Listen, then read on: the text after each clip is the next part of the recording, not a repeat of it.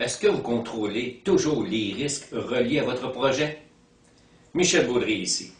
Bienvenue à cette capsule de formateur.ca. Je continue dans la deuxième phase de notre projet qu'on a commencé avec vous sur les risques dans la gestion de projet. On a commencé à vous expliquer en premier qu'on avait notre fameux triangle avec lequel on travaillait avant, mais qu'aujourd'hui, la gestion de projet, on travaille avec le carré maintenant, où qu'on a la gestion des risques.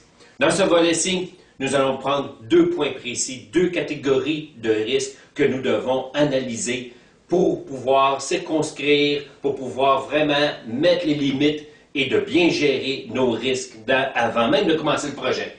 Donc, les premières catégories de risques, ce sont des risques stratégiques. Ça veut dire que dans notre projet, est-ce que la gestion de projet, le projet auquel que je m'attache, c'est lié avec les objectifs que l'entreprise s'est fixés? Par exemple, si une entreprise veut, par exemple, construire un nouvel entrepôt, est-ce que l'entrepôt que nous allons construire va avec la stratégie que l'entreprise, le plan d'affaires que l'entreprise s'est fixé pour dans 2 et 3 ans? Est-ce que notre entrepôt va non seulement accomplir les besoins de ce que nous avons aujourd'hui, mais va être capable aussi de remplir les besoins de l'entreprise dans 2 et 3 ans? Sinon, revisons nos plans. Il est très important, au point de vue stratégique, de lier absolument notre projet avec les objectifs de l'entreprise, avec son modèle d'affaires. Très important. Aussi, au plan d'exploitation. Quand on parle d'un plan d'exploitation, c'est que, est-ce que l'entreprise, à l'heure actuelle, elle gère ses projets avec le plan d'exploitation journalier, avec le plan annuel aussi, de l'entreprise. C'est très important de savoir est-ce qu'on est en plein dans le plan d'exploitation de l'entreprise ou qu'elle s'en va l'entreprise et les pourquoi. Donc, aussi, est-ce que l'entreprise va allouer les ressources nécessaires à bien gérer ce projet-là? Je ne parle pas des ressources nécessaires pour faire le projet en tant que tel, mais à le gérer. Un des problèmes qu'on rencontre souvent dans les entreprises, c'est qu'on oublie, au point de vue des risques stratégiques, qu'on a besoin de ressources humaines, matérielles, informatiques, de logiciels. On a besoin de tout ça pour bien gérer un projet. Et évidemment, si on n'a pas les outils pour bien gérer, alors on s'ouvre encore la trappe à toutes sortes de risques qui peuvent arriver à la gestion de projet, qui vont faire en sorte qu'il va augmenter les coûts et allonger les délais. Donc, il faut avoir les bonnes ressources d'allouer au projet. C'est un risque.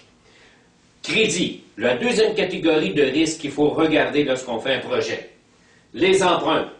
Est-ce que mes emprunts rencontrent le strict nécessaire pour faire mon projet? Ou si l'emprunt voit aussi, est-ce que couvre une portion des risques par rapport à l'augmentation des coûts?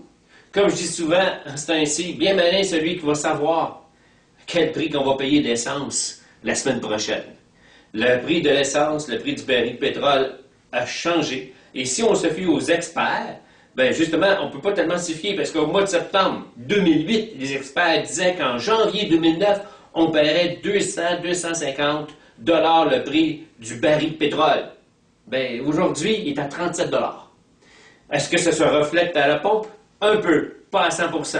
Donc, on est ici, comment on peut refléter ces coûts-là? Ça reflète ça dans la matière première. Ça reflète aussi des achats internationaux. Si je dois acheter des matériaux ailleurs, les devises étrangères, ils varient énormément par rapport au dollar canadien. Donc, tout ça, ça coûte des risques. Est-ce que je dois faire en sorte d'analyser les emprunts que j'ai besoin selon ce niveau de risque-là? La réponse est oui, je dois analyser le crédit pour ne pas toujours revenir à l'emprunteur pour augmenter.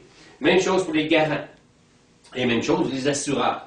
Les assureurs, quel risque je peux avoir avec mes assureurs afin que je puisse vraiment être assuré pour ma job du début jusqu'à la fin et que toutes les clauses comprises à l'intérieur couvrent tous les dangers qu'on peut avoir à travers la gestion de projet.